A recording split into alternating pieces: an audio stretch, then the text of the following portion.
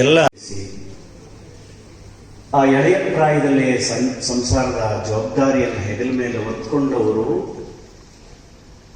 ಅವರ ಕೊನೆಯವನವರು ಹುಟ್ಟಿದ್ದು ದೇವೇಗೌಡರ ಕುಟುಂಬಕ್ಕಿಂತ ಆರ್ಥಿಕವಾಗಿ ಉತ್ತಮವಾದ ಕುಟುಂಬದಲ್ಲಿ ಸೇರಿದ್ದು ಅವತ್ತಿನ ಒಂದು ಸಾಧಾರಣವಾದ ಕುಟುಂಬ. ಆ ಸಾಧಾರಣವಾದ ಕುಟುಂಬವನ್ನು ಇವತ್ತು ವಿಶ್ವಮಾನ್ಯ ಮಾಡಬೇಕು. ಇಡೀ ದೇಶ ದಂಪತಿಗಳನ್ನು ನೋಡುವ ಹಾಗೆ ಆ ನೊಗವನ್ನು ಹೊತ್ತು ದೀರ್ಘಕಾಲ 72 ವರ್ಷಗಳ ಕಾಲ ದಾಂಪತ್ಯವನ್ನ ಶಕ್ತಿಯನ್ನ ಮಹತ್ವವನ್ನ ವಿಶ್ವಕ್ಕೆ ಸಾರಿ. ಹೆಣ್ಣು ಮಕ್ಕಳು ಬಂದಿದ್ದೀರಿ, ಗಂಡು ಮಕ್ಕಳು ಬಂದಿದ್ದೀರಿ, ನಿಮ್ಮ ಮುಂದಿನ ಮಾದರಿ ದಂಪತಿಗಳವರು. ನೀವು ನಿಮ್ಮ ಬದುಕನ್ನು ನಾನು ಆಹ್ವಾನವನ್ನು ಕೂಡ ಅವರ ಒಂದು ಕುಟುಂಬದ ಪರವಾಗಿ ನಾನು ನಿಮಗೆಲ್ಲ ಆಹ್ವಾನ ಕೊಡ್ತಾ ಭಗವಂತ ಅವರ ಆತ್ಮಕ್ಕೆ ಶಾಂತಿಯನ್ನು ಕೊಡ್ತಾ ನನ್ನ ಒಂದು ಮಾತು ಮುಗಿಸ್ತೇನೆ. ಅರ್ಥಕೊಂಡು ಅವರು ನಿಮ್ಗೆ ಒಳ್ಳೇದಾಗಲಿ, ದೇವರು ಒಳ್ಳೇದು ಮಾಡ್ತಾನೆ ಅಂತ ಹೇಳಿ ಇವತ್ತಿನ ದಿವಸ ಏನಾದರೂ ನಾನು ಸಮಾಜಕ್ಕೆ ಆಶ್ರಯಗಳನ್ನು ಮಾಡಿದರೆ ದೇವರವರು ಕೂಡ ಚೆನ್ನಮ್ಮನವರು ಕೂಡ ಕಾರಣ ನೀಡಲಿ. ಮತ್ತು ವಿಶೇಷವಾಗಿ ಈ ಸಂದರ್ಭದಲ್ಲಿ ಒಂದು ಕ್ಷಣ ನನ್ನ ಮನಸ್ಸಲ್ಲಿ ಬರ್ತಾ ಇದೆ. ಏನಿಲ್ಲ, ನಾವು ಮಾತನಾಡ್ತಾ ಇದ್ದೀವಿ, ಮಲ್ಲೇಶ್ ಗೌಡರು ಇಲ್ಲಿದ್ದಾರೆ ಅಂದ. ಶ್ರೀಮತಿ ಚೆನ್ನಮ್ಮನವರ ಹೆಸರಿನಲ್ಲಿ ರಾಜ್ಯದ ಎಲ್ಲ ಮಹಿಳೆಯರು ಯಾವ ಕ್ಷೇತ್ರದಲ್ಲಿ ಸಾಧನೆಯನ್ನು ಮಾಡಿದ್ದಾರೆ ಅದನ್ನು ಮಾಡಿದಾಗ ಅವರು ನಮ್ಮ ಜೊತೆಯಲ್ಲೇ ಇದ್ದೇ ಇರ್ತಾರೆ. ಅವರ ಚಿಂತನೆಗಳು ನಮ್ಮ ಜೊತೆಯಲ್ಲಿರುತ್ತೆ. ಅಭಿವೃದ್ಧಿಗೆ ಬಹಳಷ್ಟು ಜನ ಶ್ರಮಿಸಿದ್ದನ್ನು ಮರೆಯಲಾಗದು. ಸಂತ ಮಹಂತರು, ಋಷಿ ಮುನಿಗಳು, ಆಚಾರ್ಯರು ಆಯಾ ಕಾಲಘಟ್ಟದಲ್ಲಿ ಬದುಕಿ ಬಾಳುವ ಜನ ಸಮುದಾಯಕ್ಕೆ ಸಂಸ್ಕಾರ ಸದ್ವಿಚಾರಗಳನ್ನು ಬೋಧಿಸಿದ ಇತಿಹಾಸ ನಮ್ಮ ಕಣ್ಮುಂದೆ ಇದೆ. ಅರಿವುಳ್ಳ ಮನುಷ್ಯ ಜನ್ಮದಲ್ಲಿ ಬಂದ ನಂತರ ಸ್ವಲ್ಪವಾದರೂ ಧರ್ಮ ಮಾರ್ಗದಲ್ಲಿ ನಡೆದು ಇನ್ನಿತರರಿಗೆ ಒಳಿತನ್ನು ಮಾಡಬೇಕಾದದ್ದು ಆದ್ಯ ಕರ್ತವ್ಯ. ಒಂದು ಸಸಿ ಎಮ್ಮರವಾಗಿ ಬೆಳೆದರೆ ಅದರಿಂದ ಅಸಂಖ್ಯಾತ ಪಶು ಪಕ್ಷಿ ಪ್ರಾಣಿಗಳಿಗೆ ಆಶ್ರಯ ನೀಡುತ್ತದೆ. ಸಹೋದರಿಯಾಗಿ, ಧರ್ಮಪತ್ನಿಯಾಗಿ, ಕರುಣಾಮಯಿಯಾಗಿ ಮನೆ ಬಾಗಿಲಿಗೆ ಬಂದವರನ್ನು ಮಕ್ಕಳಂತೆ ಸಲಹಿದ ಮಹಾತಾಯಿಯಾಗಿ ಎಲ್ಲ ಜವಾಬ್ದಾರಿಗಳನ್ನು ಸಾರ್ಥಕವಾಗಿ ಪೂರೈಸಿದಂತಹ ಮಹಾತಾಯಿ ಯಾರು ಇದ್ರೆ ಅದು ಅನ್ನ. ಅವರು ದೇವೇಗೌಡರಿಗೆ ಕಾಲ್ ಮುಗಿತಾ ಇದ್ರು. ಅಂತಹ ವಯಸ್ಸಿನಲ್ಲೂ ಕೂಡ ಪತಿಭಕ್ತಿ ಎದ್ದು ಕಾಣ್ತಾ ಇತ್ತು. ಇದೇ ನಮ್ಮ ಸಂಸ್ಕೃತಿ ಅಲ್ಲದೆ. ಅದಕ್ಕೆ ಶರಣರು ಹೇಳ್ತಾ ಇದ್ದಾರೆ, ಸತಿಪತಿಗಳು ಹಿತವಾಗ್ಬೋದು ಶಿವನಿಗೆ ನಿಜಕ್ಕೂ ಪ್ರೀತಿ ಯಾವುದಂದ್ರೆ ಬರೀ ಗಂಡ ಮಾತ್ರ ಭಕ್ತಿ ಆದ್ರೆ ಸಾಲದು. ಸತಿ ಮತ್ತು ಪತಿ ಅಮೃತದೋಳ್ ಏನ್ ಹೇಳ್ತಾ ಇದ್ದಾರೆ, ಸತಿಪತಿಗಳೊಂದಾದ ಭಕ್ತಿ ಏನಂತ ಹೇಳ್ತಾ ಇದ್ದಾರೆ, ಹಾಲು ಸಕ್ಕರೆ ಬೆರೆದಂತೆ ಅಂತ ಹೇಳ್ತಾ ಇದ್ದಾರೆ. ಹಾಗೆ ಅವರಿಬ್ರು ಕೂಡ, ಯಾಕೆಂದ್ರೆ ನಾವು ಬರೀ ಚೆನ್ನಮ್ಮನವ್ರು ಮಾತ್ರ ಭಕ್ತಿವಂತರು ಅಂತ ಹೇಳಕ್ಕಾಗ್ತಾ ಇಲ್ಲ. ದೇವೇಗೌಡರು ಕೂಡ ಅಷ್ಟೇ ಭಕ್ತಿಯಿಂದ ನಾವೆಲ್ಲ ಹೋದ ತಕ್ಷಣ ಎದ್ದು ನಿಂತ್ಕೊಂಡ್ಬಿಟ್ಟು ಶರಣ ಮಾತಾಡ್ಬಿಟ್ಟು ಕೂರಿಸ್ಬಿಟ್ಟು ನಮ್ಗೆ ಏನು ಕುಂದು ಕೊರತೆಗಳನ್ನ ಕೇಳಿ ಒಂದಾಗಲೇ ಅವ್ರು ಯಾರಿಗೋ ಫೋನ್ ಮಾಡ್ಬೇಕನ್ನೆಲ್ಲ ಮಾಡಿದ್ರು ಅಂತ ಹೇಳಿ.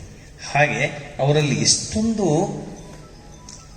ಆದರ ಆತಿಥ್ಯದ ಗುಣ ಇತ್ತು. ಒಬ್ಬ ಹೆಣ್ಮಗಳಲ್ಲಿ ಭಾರತದ ನಾರಿಯ ಗುಣಗಳು ಏನಿದ್ವು ಅವೆಲ್ಲವೂ ಕೂಡ ಅವರಲ್ಲಿತ್ತು. ಆದರ್ಶ ನಾರಿಯರು ಅಂತ ನಾವೇನು ಹೇಳ್ತಿದ್ದೀವಲ್ಲ ಭಾರತದಲ್ಲಿ, ಅವರು ಸದ್ಗುಣ ಸಂಪತ್ತನ್ನ ಕೂಡ ಚುನಾವಣೆ ಸೋತಿದ್ರು. ಪಾರ್ಲಿಮೆಂಟ್ಗೆ ಅವ್ರು ನಿಂತಾಗ ನಾನು ನೇರವಾಗಿ ಅವ್ರ ಮನೆಗೆ ಹೋಗಿ ಪಡುಲ್ಬೇನಲ್ಲಿ ನನ್ನ ಸಹಕಾರವನ್ನು ಕೊಡ್ತೀನಿ ಅಂತ ಹೇಳಿ ಅವತ್ತು ಅವ್ರ ಮನೇಲಿ ಹೋದಾಗ ಅವ್ರ ಜಗ್ಲಿ ಮೇಲೆ ಗೌಡ್ರು ಕೂತಿದ್ದು. ಕಾಫಿ ಬಂದು ಯಾವಾಗ ಬಂದ್ರಿ ಅಂತ ಹೇಳಿ ಮೊದಲನೇ ಪದ ಅವತ್ತು ಮಾತಾಡಿದ್ದು ನಾನು ಅವ್ರ ಹತ್ರ. ಅಲ್ಲಿವರೆಗೂ ನನಗೆ ಸಂಪರ್ಕ ಇರಲಿಲ್ಲ. ಬಂದು ಕರೆದು ಕೂರಿಸಿ ಒಳ್ಳೇದಾಯಿತು ಅಂತೇಳಿ ಒಂದು ಕಾಫಿಯನ್ನು ಕೊಟ್ಟು ಸಾಯಂಕಾಲ ಮುಸ್ಸಂಜೆ ನಲ್ಲಿ ಮೊದಲು ನೋಡಿದಂಥ ದಿನಗಳು ನನಗೆ ಇವತ್ತು ಕಣ್ಣಲ್ಲಿ ನೆನಪಾಗ್ತದೆ. ಅದಾದಮೇಲೆ ನಾನು ಅವ್ರನ್ನ ಮತ್ತೆ ಭೇಟಿಯಾಗಿದ್ದೆ ಯಾವಾಗ ಅಂದರೆ ನನ್ನ ಮಗನ ನನ್ನ ಮದುವೆಯ ಒಂದು ಬೀಗರೂಟದಲ್ಲಿ ಗಂಡ ಹೆಂಡತಿರು ಇಬ್ಬರು ಬಂದು ಒಕ್ಕಲಿಗರ ಸಂಘದ ಪಕ್ಕದಲ್ಲಿರ್ತಕ್ಕಂಥ ಕುರುವಿನ ಶೆಟ್ಟಿ ಸಾಕಮ್ಮನವರ ಭವನದಲ್ಲಿ ಬಂದು ಆಶೀರ್ವಾದ ಮಾಡಿದ್ವಿ ಇಬ್ರು ಬಂದು, ಅದು ನೆನಪು. ಅದಾದ್ಮೇಲೆ ನನ್ನ ಮಗನ ಮದುವೆಗೆ ಕರೆಯಕ್ಕೆ ಹೋಗಿದ್ದೆ. ನನ್ನ ಮಗನ ಮದುವೆಗೆ ಕರೆಯಕ್ಕೆ ಹೋದಂಥ ಸಂದರ್ಭದಲ್ಲಿ ಅಲ್ಲಿ ಮನೆಯಿಂದ ಇನ್ವಿಟೇಷನ್ ಕೊಡಕ್ಕೆ ಹೋಗಿದ್ದೆ. ಗೌಡ್ರು ಒಳಗಿದ್ರು, ಅಮ್ಮ ಎಲ್ಲಿದ್ದಾರೆ ಎಂದೆ, ಬರ್ತಾರೆ ಅಂತ ಹೇಳಿದ್ರು, ಕರೆದ್ರು. ಅವ್ರು ಬರೋಕ್ಕಿಂತ ಮುಂಚೆನೆ ಯಾರೋ ನಾನು ಬಂದಿದ್ದೀನಿ ಅಂತೇಳಿ ಒಡೆಯನ್ನ ಕೊಡಕ್ಕೆ ಬಂದರು. ಅವ್ರಿಗೆ ಬೈದು ಅವ್ರ ಮದುವೆ ಇನ್ವಿಟೇಷನ್ ಕೊಡಕ್ಕೆ ಬಂದಿದ್ದಾರೆ, ಈ ಒಡೆ ಕೊಡೋದು ಶುಭವಲ್ಲ ಅಂಥೇಳಿ ಕೋಟ್ಗಳನ್ನ ಕೊಟ್ಟು ನನಗೆ ಕೂರಿಸಿ ಹೆಂಗಿದ್ದಾನೆ ಮಗ, ಏನು ಮಾಡ್ತಾ ಇದ್ದಾನೆ ಅಂತೆಲ್ಲ ಮಾತಾಡಿದಂಥ ಸಂದರ್ಭಗಳು. ಅದಾದಮೇಲೆ ಮನೆಗೆ ಹೋದಾಗೆಲ್ಲ ದೇವ್ರ ಮನೆಯಲ್ಲಿ ಯಾವಾಗಲೂ ದೇವ್ರ ಮನೆಯಲ್ಲಿ ಇದ್ರು. ಯಾವಾಗ ಬಂದೆ, ಊಟ ಮಾಡ್ದ, ಏನು ಇವ್ ಪದ ಬಿಟ್ಟರೆ ಬೇರೆ ಯಾವುದೇ ಇಲ್ಲ. ಬಹುಶಃ ನನಗೆ ನಾನು ಕಂಡಂಥ ಸುಮಾರು ಹಲವಾರು ನಮ್ಮ ತಾಯಿನೂ ನೋಡಿದ್ದೀನಿ, ಎಲ್ಲರೂ ನಮ್ಮ ಅತ್ತೆಯವ್ರನ್ನೂ ನೋಡಿದ್ದೀನಿ, ವಯಸ್ಸಾದಲ್ಲಿ ನನ್ನ ಸಂಬಂಧಿಕರೆಲ್ಲರೂ ನೋಡಿದ್ದೀನಿ. ಆದರೆ ಇವರಲ್ಲಿರ್ತಕ್ಕಂಥ ಒಂದು ದೈವ ಭಕ್ತಿ, ಒಂದು ಶಕ್ತಿ ಯಾರಲ್ಲೂ ಇರಲಿಲ್ಲ ಅಂತಕ್ಕಂಥದ್ದು ನನ್ನ ಭಾವನೆ. ಯಾತಕ್ಕೆ ಹೇಳ್ತೀನಿ ಅಂತ ಹೇಳಿದ್ರೆ, ಅವರ ದೈವ ಭಕ್ತಿಯಿಂದನೇ ದೇವೇಗೌಡರು ಇವತ್ತು ಆ ಮಟ್ಟಕ್ಕೆ ಅವರು ಪ್ರಧಾನಮಂತ್ರಿ, ಮುಖ್ಯಮಂತ್ರಿ, ಪಿಡಬ್ಲ್ಯೂಡಿ ಮಂತ್ರಿ, ಕುಮಾರಸ್ವಾಮಿ ಅವರು ಮಂತ್ರಿ, MLA ಅವರು, ಮತ್ತೆ MP, ಇದು ರಾಜ್ಯದ ಮಂತ್ರಿ, ಮುಖ್ಯಮಂತ್ರಿ, ರೇವಣ್ಣವರು ಮಂತ್ರಿ, ಅವ್ರ ಮನೆ ಜಿಲ್ಲಾ ಪರಿಷತ್ ಮೆಂಬರು, ಮೊಮ್ಮಗ MP, ಇದೆಲ್ಲ ಆಗೋದಕ್ಕೆ ಅವರ ಆಶೀರ್ವಾದ ಕಾರಣ ಅಂತಕ್ಕಂಥದ್ದು ನಾನು ವೈಯಕ್ತಿಕವಾದಂಥ ಅಭಿಪ್ರಾಯ. ಅವರ ಪೂಜೆ ಪುರಸ್ಕಾರ, ಅವರ ಒಂದು ತಿಳುವಳಿಕೆ ನಿಜವಾಗ್ಲೂ ಕೂಡ ಅವರ ಕುಟುಂಬದ ಶ್ರೇಯಸ್ಸಿಗೆ ತುಂಬಾ ತಲುಪಿದೆ ಅಂತಕ್ಕಂಥದ್ದು ನನ್ನ ವೈಯಕ್ತಿಕವಾದ ಅಭಿಪ್ರಾಯ. ನಾನು ಜಿಲ್ಲಾ ಪಂಚಾಯತ್ ಮೆಂಬರ್ ಆಗಿದ್ದೆ.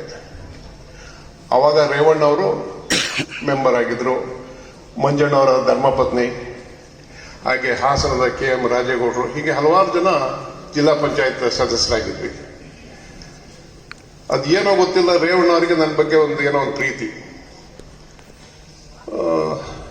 ಚುನಾವಣೆ ಆಗಿ ಒಂದು 4-5 ತಿಂಗಳಾಗಿತ್ತು.